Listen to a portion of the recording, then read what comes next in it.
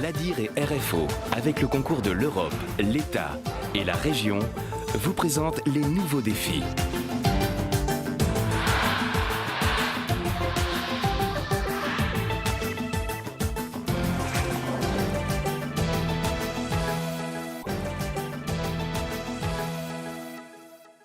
Là, tu peux faire un peu plus grand, 20 par exemple.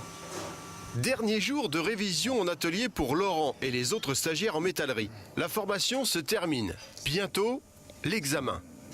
En 9 mois, il a appris à se servir de cette imposante machine. On peut faire des dessins sur l'ordinateur et mettre sur cette machine. Et cette machine recrée ces dessins sur des tôles pour découper au plasma. La machine à apprendre ici, à manier ça. Le formateur montre à moi comment construire et après, de temps en temps, il fait des formes que je veux, quoi. Les 8 stagiaires de cette formation ont découvert les différentes facettes du métier de métallier. Laurent, lui, pense avoir trouvé sa voie. Avant, m'a fait un petit peu polyvalent. M'a fait serveur, maçonnerie, beaucoup de métiers différents. Et ça ne plaît pas moins. Mais la métallerie, c'est un métier que je me sens plus à l'aise dedans.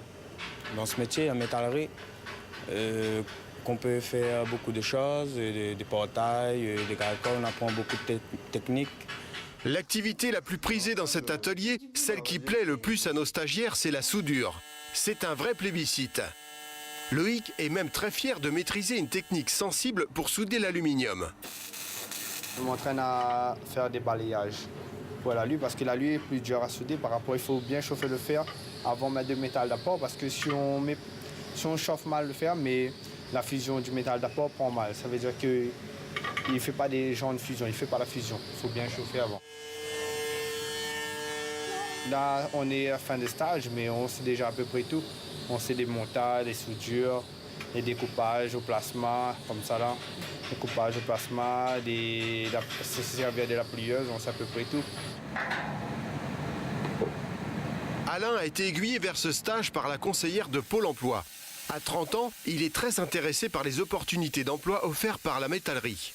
Après la formation, il y aura des débouchés, c'est sûr. Donc de là, je suis parti dans la formation. Le domaine était très élargi. Ça peut toucher des chantiers navals, ça peut toucher des gros travaux dans les BTP, et tout ce qui touche la métallerie dans les constructions. Donc il y a le choix. À l'intérieur de la marche ici, on aura à peu près 1 mètre comme les garde-corps classiques. Un emploi à la clé, c'est bien le but de ces formations pour adultes de l'AFPAR.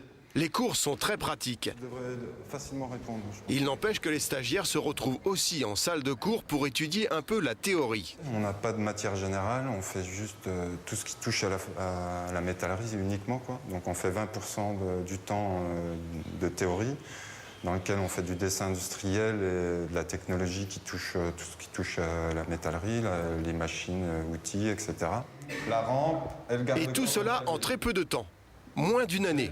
C'est vrai que 8 mois et demi, c'est un peu juste, mais d'un autre côté, comme on passe 35 heures par semaine à faire que de la métallerie, les gens en sortant de là, ils ont quand même bien touché un petit peu tout type de profilé, de tôle.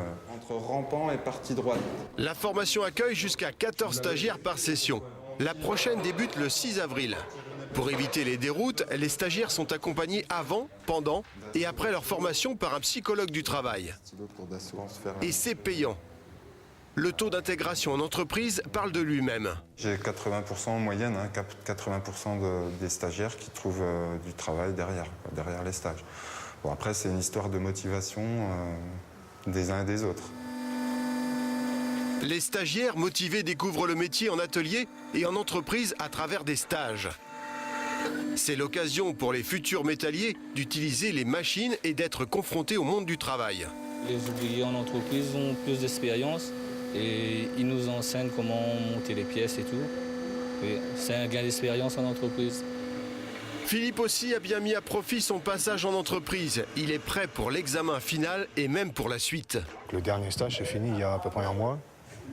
Et là, maintenant, on est en plein examen. Apparemment, vous allez continuer dans cette voie. Oui, parce que je suis déjà embauché. Une promesse d'embauche après 9 mois de formation, c'est en effet la bonne nouvelle pour Philippe. Après l'examen, il devrait retrouver les collègues qui l'ont accompagné durant son stage. Collègues dont certains sont aussi issus de cette formation. C'est le cas de Cyril. Carrément, m'a changé. Moi, j'ai fait la cuisine et là maintenant, on m'a passé à la métallerie. Elle m'a obtenu après le petit diplôme là, qui m'a permis après de retrouver un travail. Comme point fort, je dirais que c'est une formation pour adultes, donc du coup, avec des jeunes gens qui viennent et qui savent un petit peu ce qu'ils veulent faire. Donc ça veut dire qu'on se retrouve avec des gens généralement motivés, voilà, qui s'intègrent tout de suite en règle générale dans l'entreprise. Il n'est jamais trop tard pour se former. Philippe le sait bien. À 38 ans, son titre professionnel presque en poche, il commence une nouvelle carrière.